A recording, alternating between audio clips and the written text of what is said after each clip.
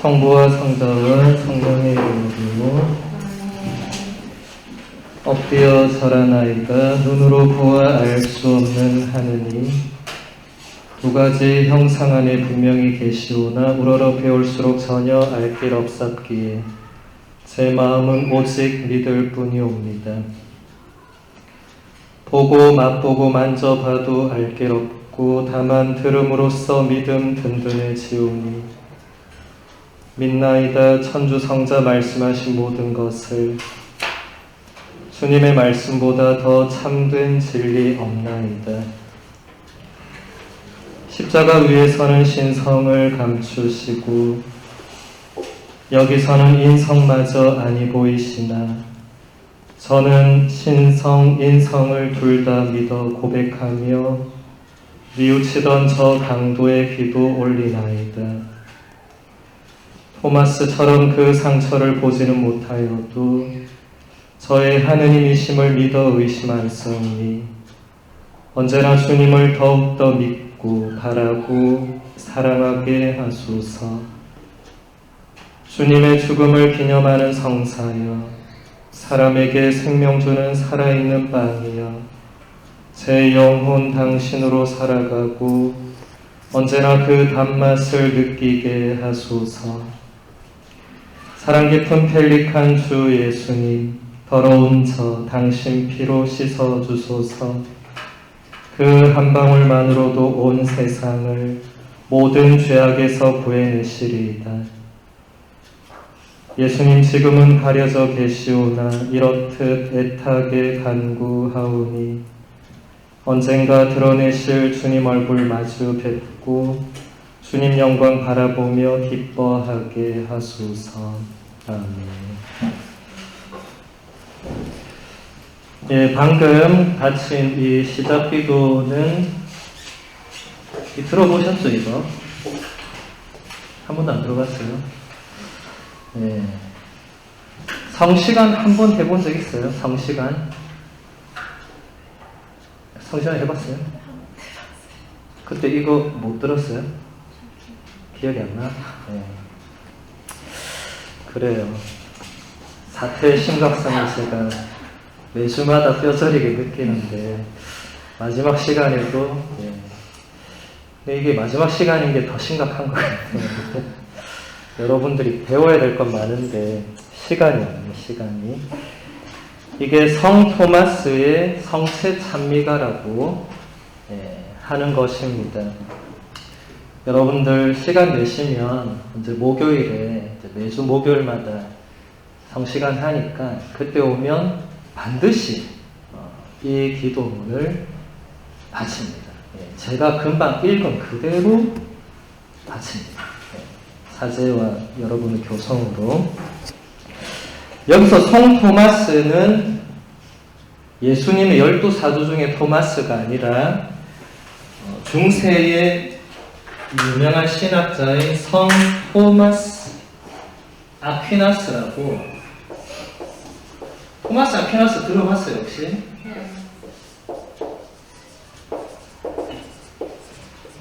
뒤에는 지명이 줍니다. 아퀴노 지방의 토마스. 그냥 토마스란 이름이 예수님 제자도 있고 뭐 토마스 아켄피스도 있고 토마스 이름이 많으니까 아퀴노 지방에 이제 성인이 되셨죠.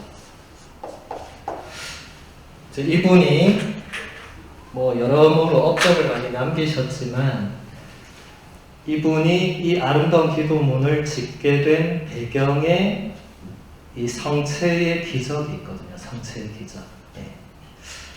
뭐 전 세계적으로 성체의 기적이 여러 군데 남아 있는데 대표적인 기적이 이제 이분과 관련된 기적입니다.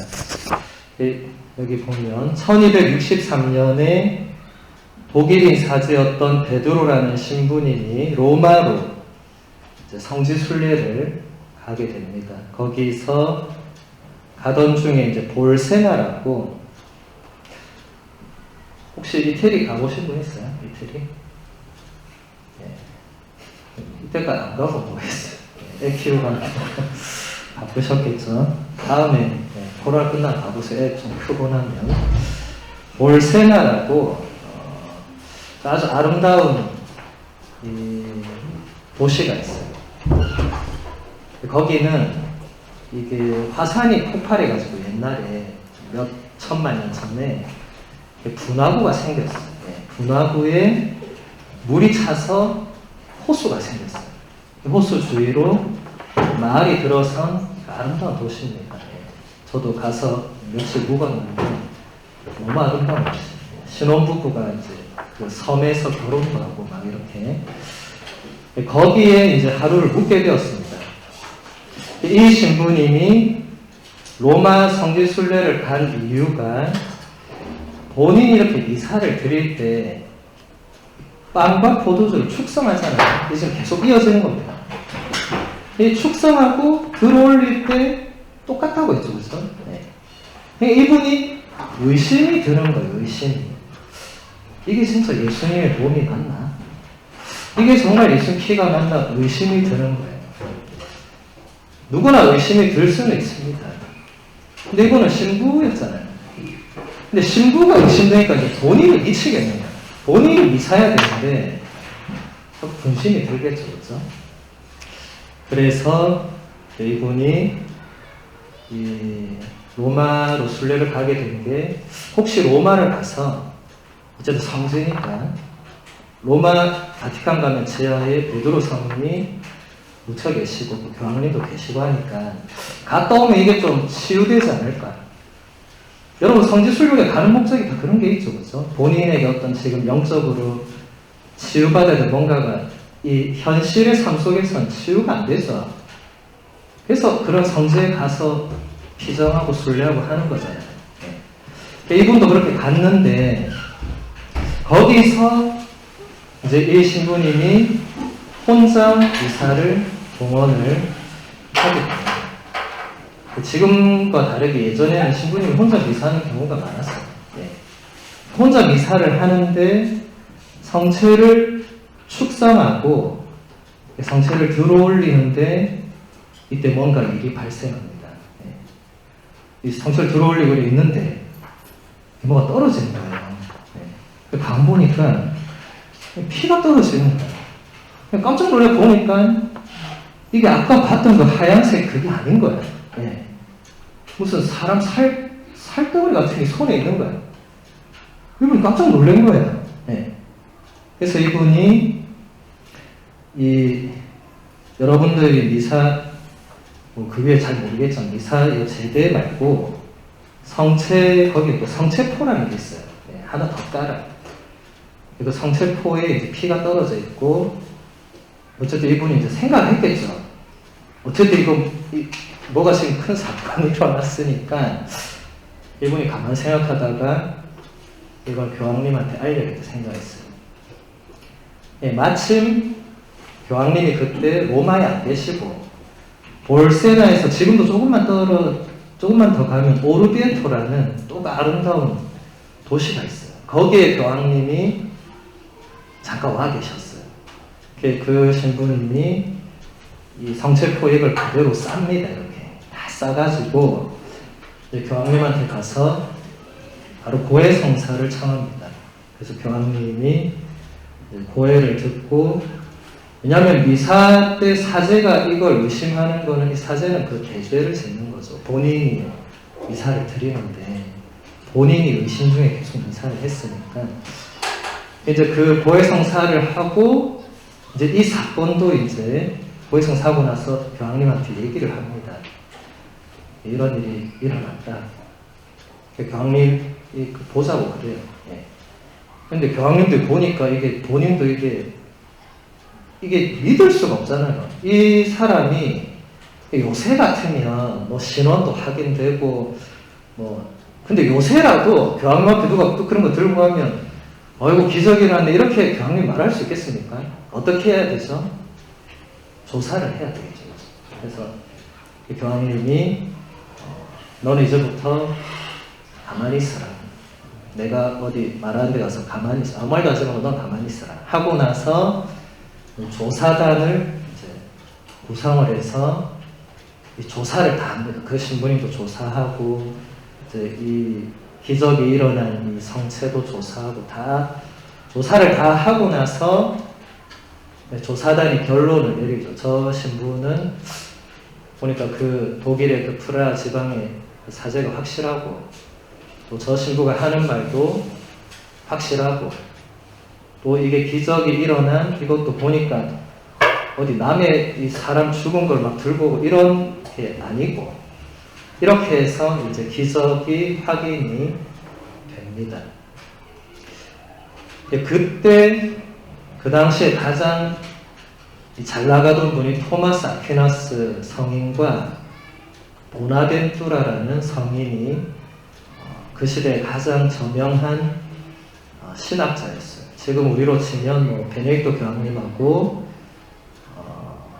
하여튼 그 정도 급에 되는 어마어마한 분들인데 그래서 교황님이 이 두 명을 불러요. 네. 이런 기적이 일어났으니까 하느님 뜻이라고 나는 생각한다. 그래서 뭔가 이 성체와 성혈을 기리는 내가 그런 대축일을 만들어야 되겠다. 네. 근데 대축일만 또 만들어놓으면 뭐가 하나 그러니까 너 둘이가 이 성체 성혈에 대한 뭔가 이 찬미가를 지어오너라 이렇게 지시를 해요. 네. 둘 다 지어와. 네. 지어와서 자 누가 먼저 읽으려니까 이제 토마스 아퀴나스 이부테리도가 이렇게 한 거예요. 토마스 아퀴나스 성인이 지금 제가 읽은 그대로 교황님 앞에서 읽기 시작했습니다.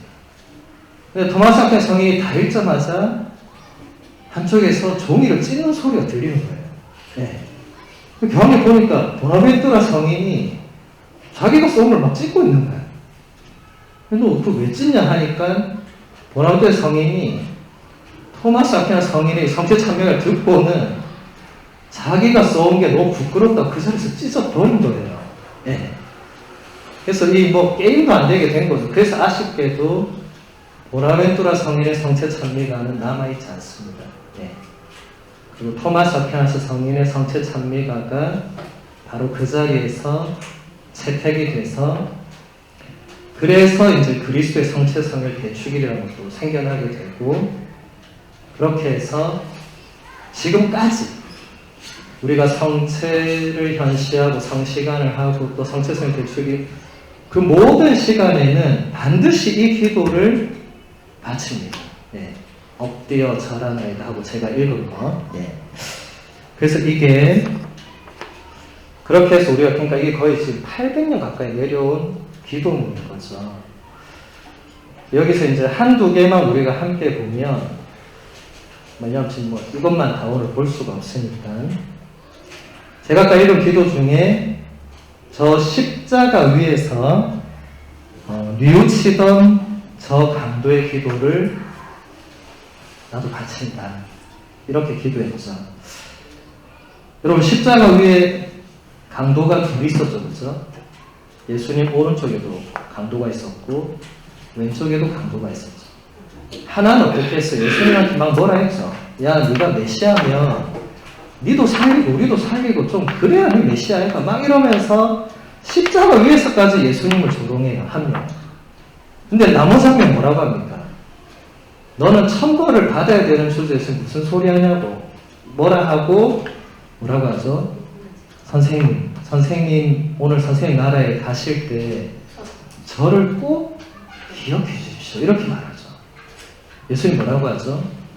너는 오늘 정녕 나와 함께 낙원에 있게 될 것이다. 바로 그 기도를 말하는 겁니다. 네. 그리고 또 성인의 찬미가 중에 언제나 주님을 더욱더 믿고 바라고 사랑하게 하소서라는 아름다운 이 중간에 기도가 있는데 저도 이 문장을 굉장히 좋아했거든요. 지금도 이 문장을 아주 좋아하는데 1974년에 폴란드 크라코프 대교구장이셨던 카롤 보이티와 추기경님이 이태리를 방문을 하셔서 이 란치아노의 성체기적상 지금 제가 말한 건 이게 이 오르비에트에 모셔져 있고 란치아노도 또 성체기적이 일어난 곳이 있습니다. 거기를 이분이 방문을 하세요. 그리고 이분이 추기경님이셨으니까 방명록에 당신 오신 걸 이제 이렇게 남기면서 거기에 이 문장을 써놨습니다. 예, 언제나 주님을 더욱더 믿고 바라고 사랑하게 하소서. 네. 여러분 카롤 보이티와 어디서 들어본 기억 없습니까? 전혀 없으세요? 네. 밭의 심각성을 제가 계속 느낀 카롤 보이티와 추기경님이 4년 뒤인 1978년에 요한 바오로 2세라는 이름으로 교황님이 되십니다. 예. 그리고 2014년에 성인 품에 오르신 분이죠. 예. 그러니까 이런 사연들이 있는 기도문입니다. 그래서 여러분들이 저도 이 기도문을 아주 좋아하고 또 이 기도문을 여러분 가등중창단을 혹시 들어봤어요? 가등중창단? 여러분 도대체 저하고 듣는 뭔가가 되게 다른 것 같아요. 여러분 성가령 안 들어요? 집에서? 가요만 들어요? 네. 여러분들 집에서 뭐 하는지 참 궁금하네요. 네. 가등중창단이라고 우리 가톨릭 생활상가 그룹이 있습니다. 네. 수원 가톨릭대 학사님들이 아주 옛날부터 이렇게 중창단을 해서 지금도 활동하고 있어요. 거기에 이제 성체 앞에서라는 노래가 있는데 그 성가가 바로 이 성체 찬미가를 그대로 이제 노래로 만들어서 생활상가를 이렇게 지은 거죠. 그래서 여러분들 검색하면 거 나오니까 들어보시면 이 가사가 또 그대로 나오고, 근데 이거를 지은 그 학사님도 제가 읽어드린 언제나 당신을 더욱더 믿고 바라고 사랑하게 하소서, 이 부분이 그분도 가장 와닿았던 것 같아요. 그래서 그분이 노래의 제일 마지막 부분에 이 가사를 넣어놨습니다. 예. 그러니까 이 원래 기도문은 그게 마지막이 아니거든요. 중간쯤이에요. 그런데 이거를 맨 마지막에 배치하면서 이제 그분도 이제 이 부분을 가장 좋아했던 것 같아요. 제가 볼 때. 예. 그래서 다음에 한번 들으시기를 권장합니다. 오늘은 48항부터 보도록 하겠습니다. 48항에서 베네딕토 교황님이 이런 말씀을 하십니다. 미사 중에 올리는 감사 기도는 전체 전례 거행의 중심이고 정점입니다. 이 기도의 중요성을 마땅히 강조해야 합니다. 미사 전례서의 다양한 감사 기도 양식은 교회의 살아있는 전통을 통해 전해져 내려온 것으로서 그 무한한 신학적, 영적 부요함은 주목할 만한 것입니다. 신자들은 이 부요함을 제대로 이해할 수 있어야 합니다. 지금 교황님이 말한 것이 미사 중간에 여러분 이제 예물 봉헌 준비 다 끝나고 사제가 예물 준비 기도를 바치고 나서 주님께서 여러분과 함께 또한 사제형과 함께 마음을 드높이 주님께 올립니다. 우리 주 하나님께 감사합시다. 마땅하고 옳은 일입니다. 하고 나서 바치는 기도가 있어요. 거룩하신 아버지, 전능하시고 영원하신 주 하느님, 언제나 우선 아버지께 감사함이 참으로 마땅하고 옳은 일이며 저희 도리어 구원의 길이옵니다 까지 하고 그 뒤에 내용들 있죠. 아버지께서는 외아들 예수님을 이 땅에 보내시고 그분께서는 우리를 위하여 이 내용이 근데 매번 바뀌어요. 예. 그거 말하는 겁니다. 교황님이. 그게 굉장히 풍요롭게 이 천년 교회 전통 안에서 각 시기와 전례에 맞게 감사송들이 만들어졌고, 이걸 그냥 인위적으로 만든 게 아니라 다 이게 성경과 교부들과 이 성인들의 그런 작품들을 통해서 이게 만들어지거든요. 예. 그래서 여러분들이 그 감사송 끝나면 이제 거룩하시도다로 넘어가는데, 여러분들이 이 감사송 부분에서 정신을 딴 데 팔면 안 됩니다. 예. 근데 제가 볼 때 가장 여러분이 정신을 딴 데 파는 부분이 또 감사송이에요. 왜냐하면 가만히 앉아있다 이제 갑자기 일어나가 정신이 없거든. 예. 정신이 없는데 여러분은 아무것도 안 하고 제가 하잖아요. 근데 여러분 앞으로도 중요한 게 전례, 미사 전례는 제가 하더라도 여러분도 같이 참여하는 겁니다. 물론 말은 안 하죠. 여러분 지금도 말 안 하고 그때도 말은 안 할 거예요. 네. 말은 안 해도 지금 참여하고 있잖아. 네. 제가 지금 여러분 대답 안 한다 막 뭐라 하지 않잖아요. 말은 안 해도 참여하잖아요. 똑같은 겁니다. 제가 감사송을 읽을 때 여러분이 들으면서 어떻게 할 수 있죠? 같이 그걸 바칠 수 있죠. 네. 말 안 해도. 네. 그리고 내용이 이런 거구나. 오늘은 이렇게 하니까 감사를 드리는구나 라고 느낄 수 있죠. 그렇게 여러분도 전례에 참여하는 겁니다. 수동적으로 하는 게 아니에요. 좀 이따 이 부분은 또 볼 건데, 그래서 오늘부터 여러분이 미사 때 감사송을 잘 듣기만 해도 오늘 미사는 이런 내용이구나 이게 나와요. 이 감사송을 제가 그날 마음대로 막 정하는 게 아니고 다 정해져 있습니다. 어느 미사에는 무슨 감사송을 해야 돼요. 왜냐하면 이게 주제가 맞아야 되거든요. 예. 아직 오늘 연중 33주일인데 제가 사순시기 감사송을 읽거나 이렇게 할 수 없습니다.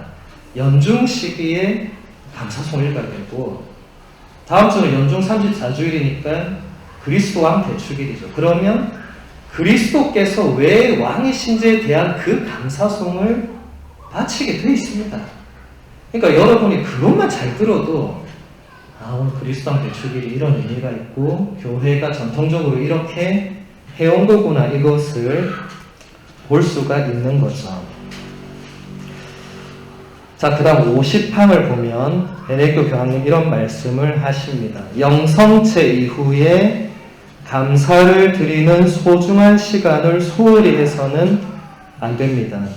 알맞은 성가를 부르는 것은 물론이고 고요히 묵상하는 것도 매우 큰 도움이 될 것입니다. 여러분, 교황님의 문헌에, 그러니까 교회 문헌에 영성체육 묵상 시간까지 나오는 게 조금 웃기지 않아요? 네. 저는 처음 읽어보고 교황님 뭐 이런 것까지 얘기하시나 이렇게 생각했는데, 제가 이걸 보고 여러분들 영성체 묵상하는 태도를 보니까 그래서 교황님이 이걸 넣었고 모르는 거예요. 신자들이 영성체 하고 나서 와서 뭐 해야 될지 모르는 거예요. 오자마자 주보 마저 펴서 보는 사람부터 해서 완전 천차만별 난리예요, 난리. 네. 지금 교황님 뭐라고 했습니까? 영성체 후에는 일단 감사를 드려야 된다. 누구한테 감사드려야 돼요? 예수님한테. 지금 여러분이 영성체를 한 게 예수님의 몸을 받아 모신 거잖아요. 네. 그러면 와서 감사를 드리는 건 물론이고 고요히 그 시간에 머물러서 예수님과 뭔가 대화를 나눠야 되겠죠. 근데 이걸 안 배운 건지 아니면 뭐 알고도 안 하는 건지 모르겠지만 많은 신자들이 그렇게 안 해. 그 시간에 저를 많이 보고 있는 사람이 태반이고, 그래서 저는 좀 이해가 안 돼요. 애들은 몰라서 그럴 수 있다고 생각합니다. 애들은 그렇게 하라 해도 이 집중하는 시간이 짧으니까 뭐 그럴 수 있겠죠. 근데 어른들이 그 시간에 고요히 침묵 중에 머무르지 못하는 모습은 이건 뭔가 문제가 있는 거예요. 네. 언제 끝나나 이렇게 저를 바라보고 있으면 이건 뭔가 좀 안타까운 거죠. 여러분들은 오늘부터 영성체육이 끝나면 신부님 며칠 저 빨리 안 치우나 이렇게 생각하지 말고, 제가 기도합시다 하기 전까지는 여러분도 그냥 침묵 중에 오늘 예수님이 나한테 오셨으니까 또 그분하고 할 얘기가 있겠죠, 그죠? 네.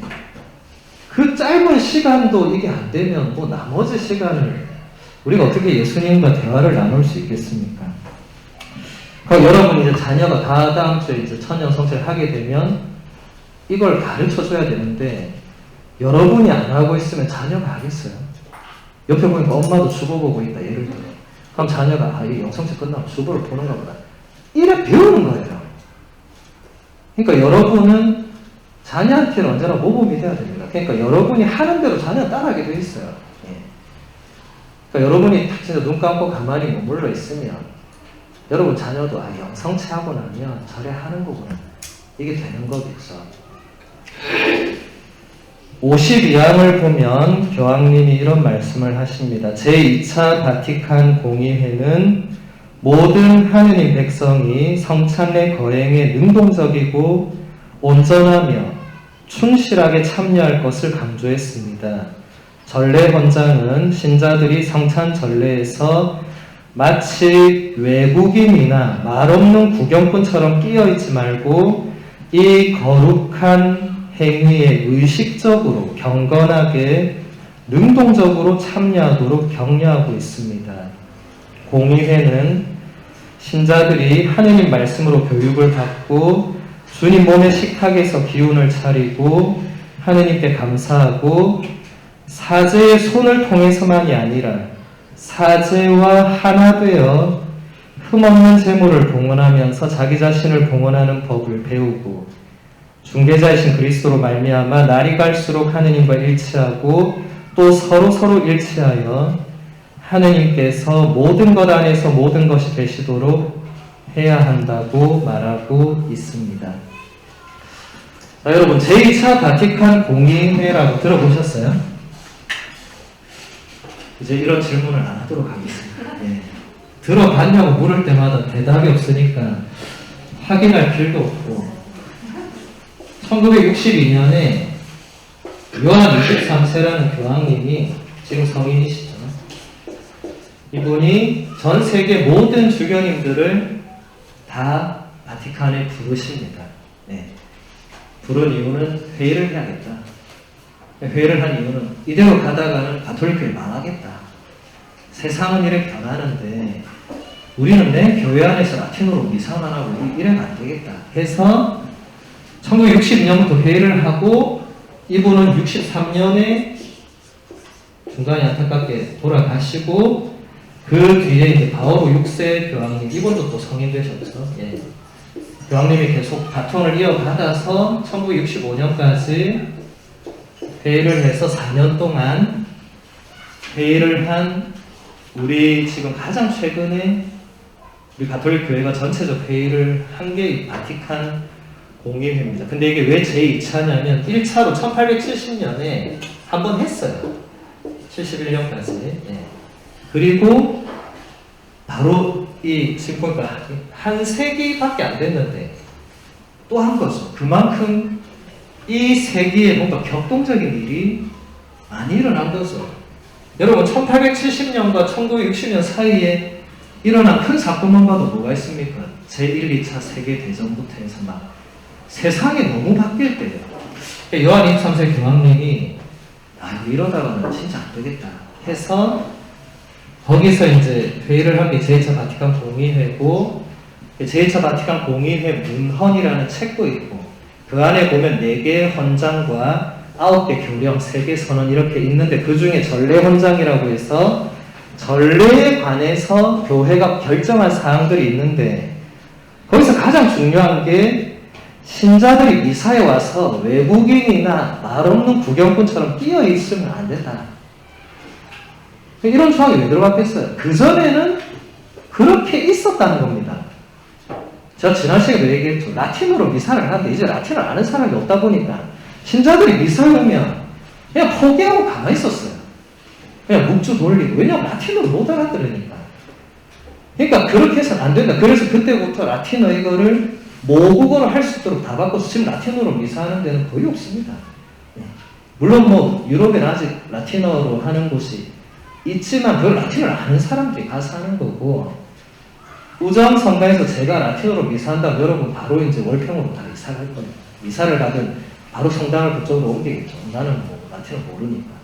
그렇지 않습니까? 근데 그렇게 되면 안 되는데 문제는 지금 한글로 하는데도 여러분들이 그렇게 참여하는 신자가 많다는 겁니다.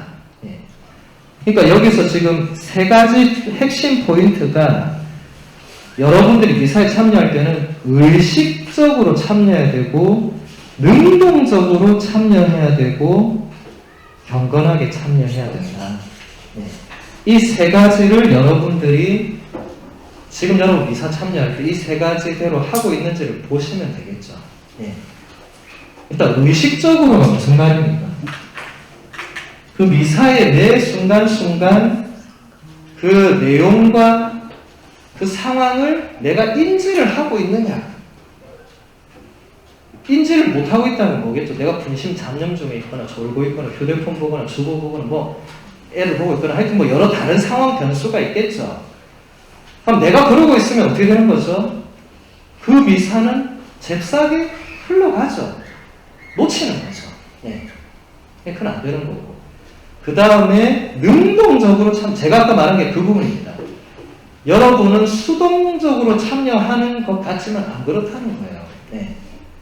저 혼자 하는 원맨쇼가 아닌 겁니다. 여러분도 같이 그 기도문 안에서 같이 기도하고 같이 응답하고 처음부터 끝까지 같이 하는 거예요. 사제의 부분이 비록 따로 있을지라도 그것은 이제 어쩔 수 없이, 왜냐하면 모든 사람이 제도에 올라서 그걸 읽고 할 수는 없으니까 제가 대표성을 띠고 하지만 여러분들도 같이 기도하는 거예요. 예를 들어 제일 처음에 하는 게 본기도라고 있습니다. 우리 처음에 참회하고 죄를 고백하고 자비송 바치고 대용강송 바치고 나서 제가 기도합시다 하잖아요. 그게 첫 번째 기도입니다. 그걸 본기도라고 합니다.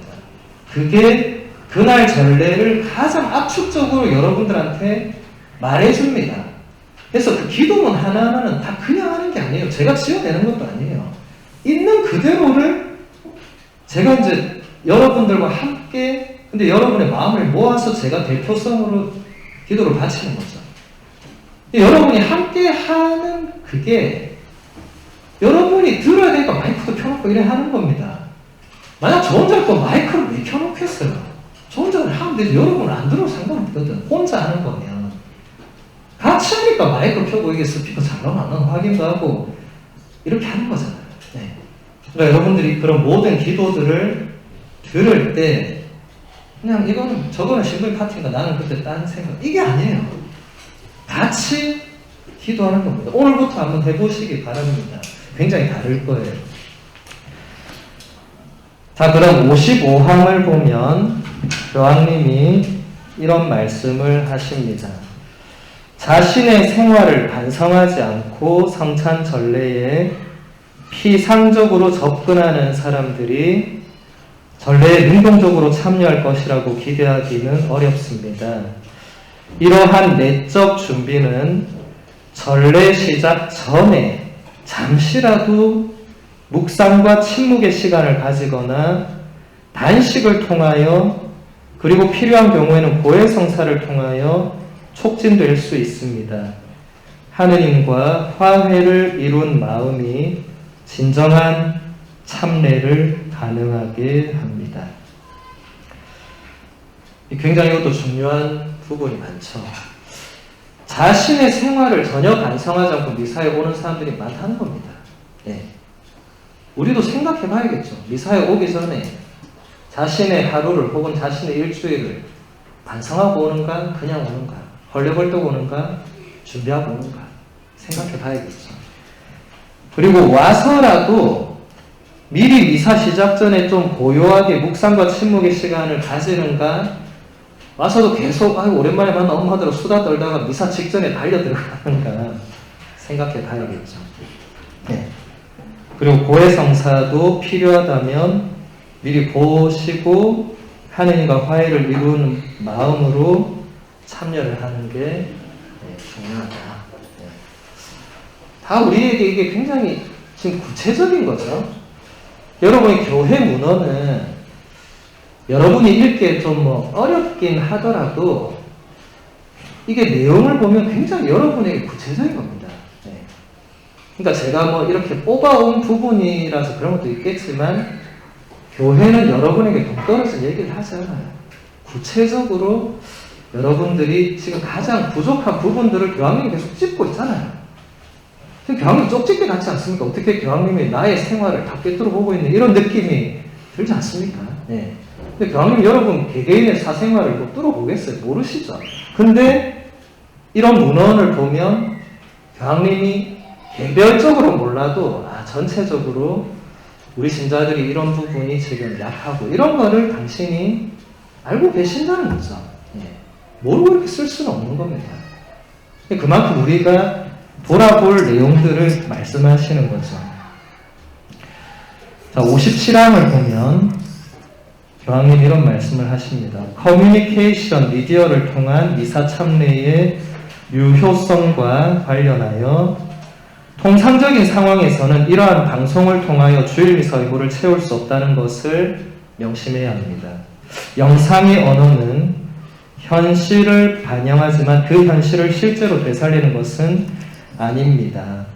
노인과 병자들이 라디오와 텔레비전을 통하여 주일미사에 참여하는 것은 매우 높이 살만한 일이지만 성당에 직접 가서 살아있는 교회 집회의 성찬례 거행에 참여할 의무를 그러한 방송으로 면제받으려는 사람들에 대해서 똑같이 말할 수 없습니다.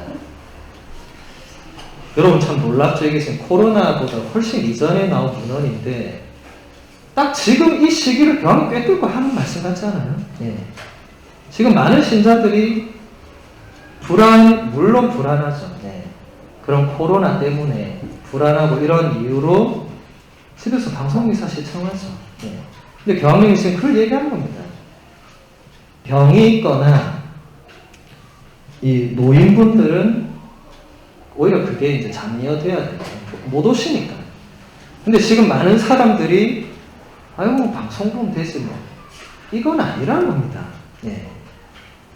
그러니까 이 부분은 굉장히 애매합니다. 그래서 우리가 이 부분을 지금 명확하게 여러분들한테 구체적으로 말 안 하는 게 우리가 그럼 자 여기서 이렇게 되면 자 노약자와 병자 빼고는 무조건 다 오시오 이렇게 하면 어떻게 되죠?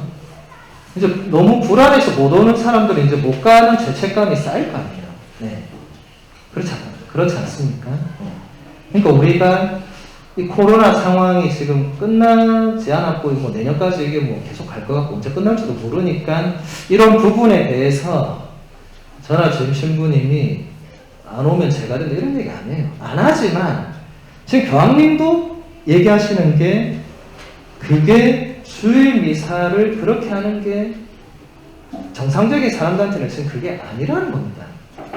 그러니까 특히 여기 계신 분들은 이 젊은 엄마들이고 자녀가 또 어리고 하니까 혹시나 싶어서 뭐 못 나올 수 있죠. 그런 거는 우리도 충분히 이해를 하고 억지로 오라고 안 합니다. 그래서 지금 천년성식 교리도 매일 와야 되는 걸 지금 이렇게까지 바꿔서 하잖아요. 그러니까 최대한 배려를 해드리는데 어쨌든 여러분들이 본질적인 걸 알고 있어야 돼요. 네. 지금 상황이니까 지금 이렇게 가는 거지 그렇다고 해서 여러분들이 미사의 이 성찬례에 참여해야 되는 이것을 방송을 대체할 수 없습니다. 그럼 너무 명확한 거죠.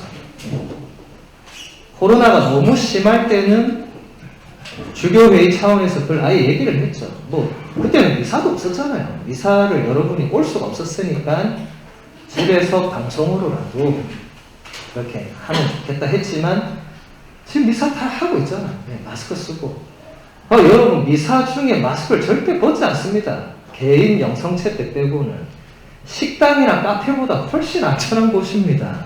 근데 여러분 가보면 식당이나 카페는 다 가더라고. 네. 애 데리고도 가.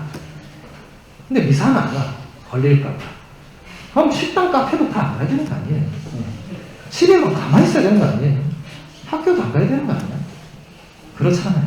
근데 우리가 그렇게까지 말은 안 하죠. 네. 그러니까 여러분들이 이때 여러분들의 신앙을 정말 돌아볼 필요가 있을 것입니다. 64항을 보면 교황님이 이런 말씀도 하십니다.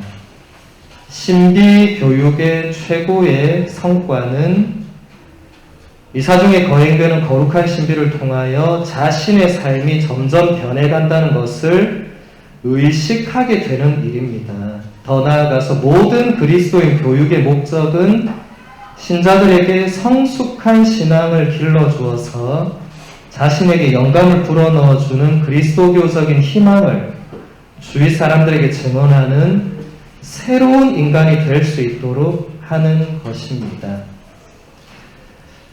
제가 지난번 첫 시간, 둘째 시간에도 얘기했는데 매일 미사를 오고 영성체를 하는데 내 삶이 변하지 않아서 괴로워하는 사람이 있을 수 있어요. 네. 근데 지금 교황님 얘기하는 게 여러분들이 이 성체 성사의 신비를 계속 참여하면 할수록 여러분들의 삶은 변한다고. 네. 안 변하는 것 같지만 여러분 매일 미사 오는 사람과 매일 미사 안 오는 사람의 삶이 똑같을 수 있습니까? 당연히 다르겠죠. 네. 근데 물론 우리가 그것을 단기간에 의식할 수는 없죠. 근데 이게 점점점 차이가 날 겁니다.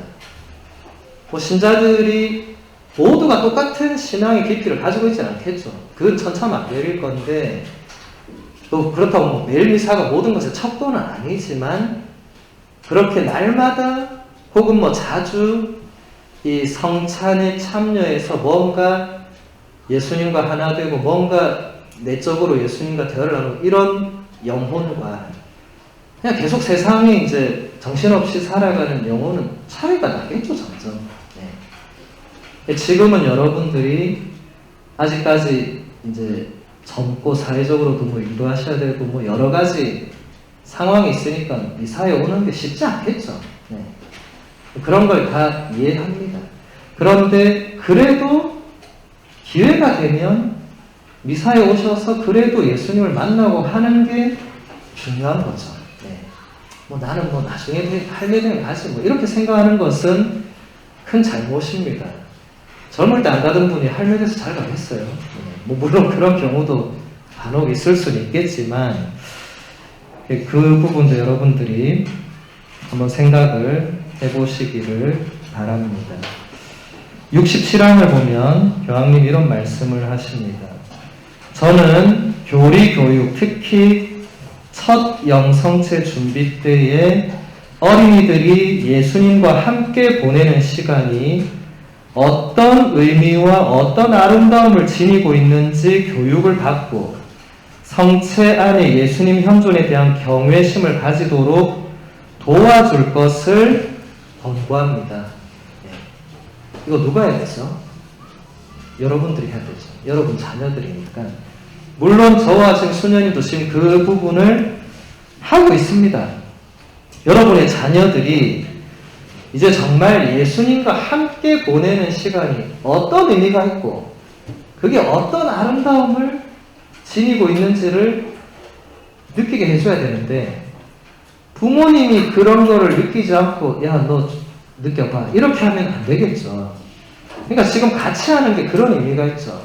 저 옆 교실에서 여러분 자녀들이 지금 수녀님한테 열심히 천연설 교리 배우고 지금 여러분은 저한테 지금 열심히 이렇게 하는 게 바로 이 부분이겠죠. 네. 왜냐하면 지금 여러분과 자녀가 같이 앉아서는 이게 안 되는 거예요. 네.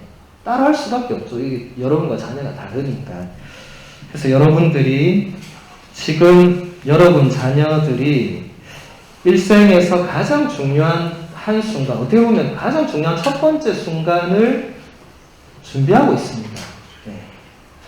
네. 예전에 부모님들은 간식만 해주면 되는 게 유일한 준비였어요. 근데 이번에는 코로나 때문에 혹은 코로나 덕분에 여러분들이 간식만 해주는 그 역할에서 여러분 자녀의 천연세를 준비하는 능동적 주체 역할을 하게 된 겁니다. 원래 이렇게 했었어야 됩니다. 제가 매번 얘기하지만 원래 여러분이 하는 거였습니다. 근데 그동안 너무 여러분은 밥만 해라 이렇게 좀 주방으로 밀려나 있었죠. 예. 코로나 없었으면 지금도 여러분 이 시간에 저 주방에 있었을 거예요. 조 짜가지고 요 4명 오늘 다음 주 말고 내일 4명 모레 4명 이런 식으로 했겠죠. 예. 나머지 엄마들 오늘 내 수수하니까 집에 가만히 있고 이제 애 보내고 애 같이 와서 애는 들어가고 이제 엄마들끼리 또 한쪽에서 이제 차 마시고 수다 들고 했겠죠. 예. 근데 지금 전혀 그러지 않고 있죠. 그죠? 여러분들의 역할이 그만큼 지금 중요한 것입니다.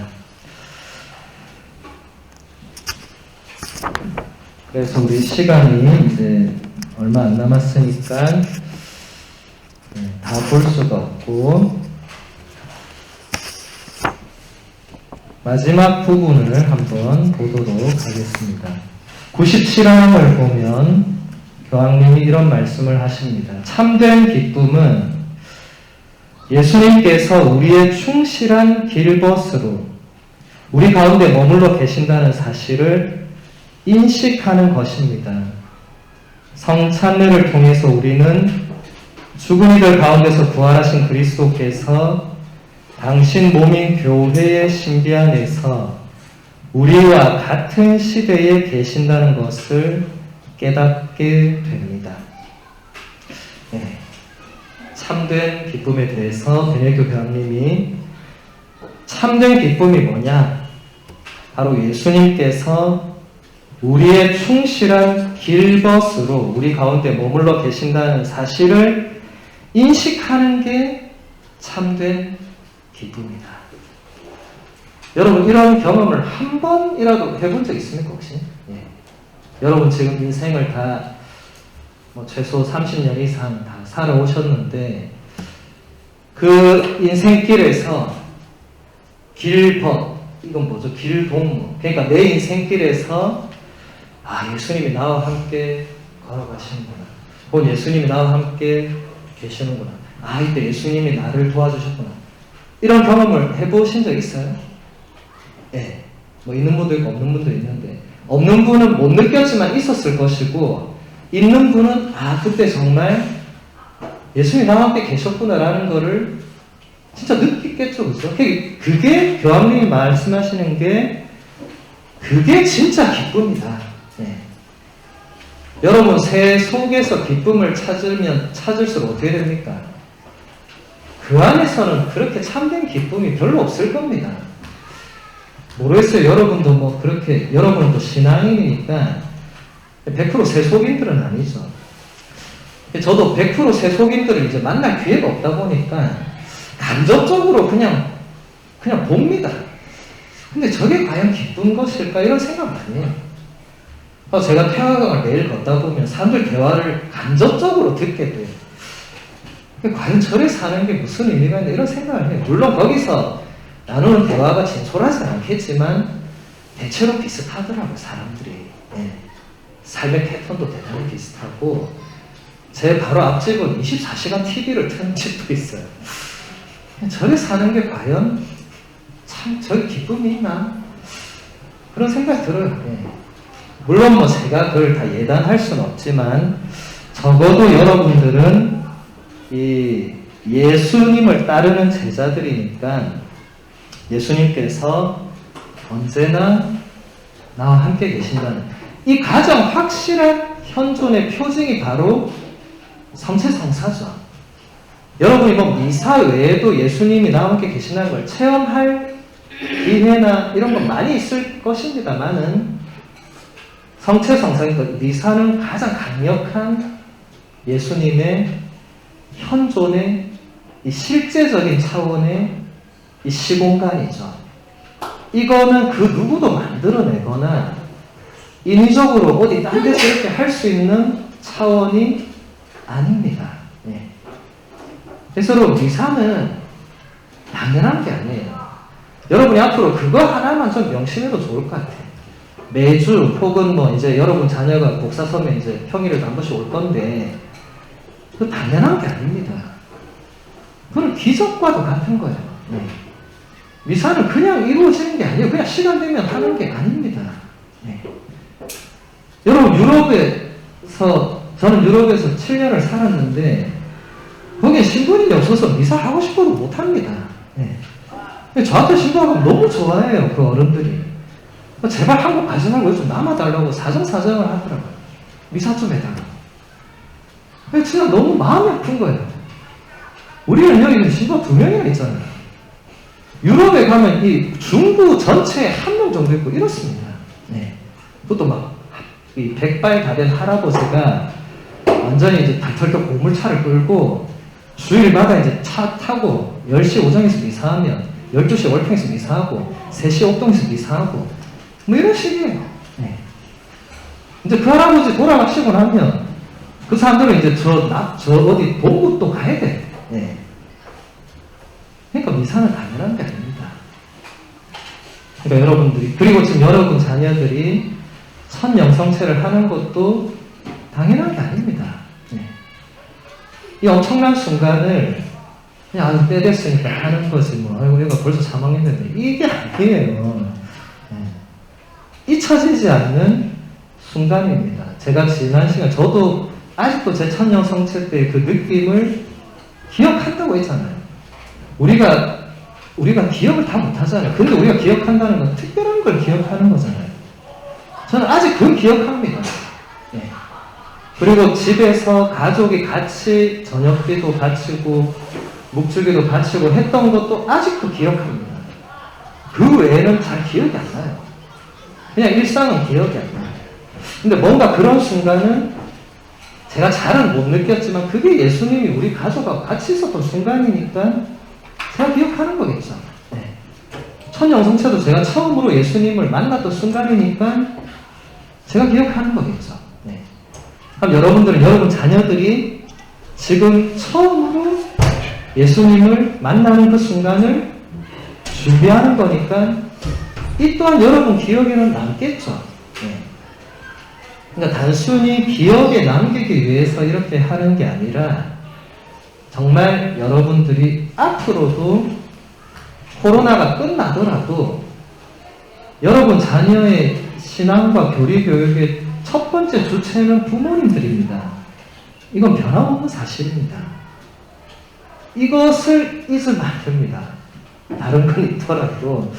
그래서 앞으로 여러분들이 이 천영성체 준비기간을 통해서 이 4번의 강의가 너무 짧으니까 다 우리가 이렇게 볼 수는 없었지만 여러분들이 앞으로 신앙생활을 하고 또 자녀들의 신앙교육을 하는 데에 이게 작은 도움이 되기를 바랍니다. 그래서 우리 이제 부모 교리는 이렇게 마치도록 하고 제가 몇 가지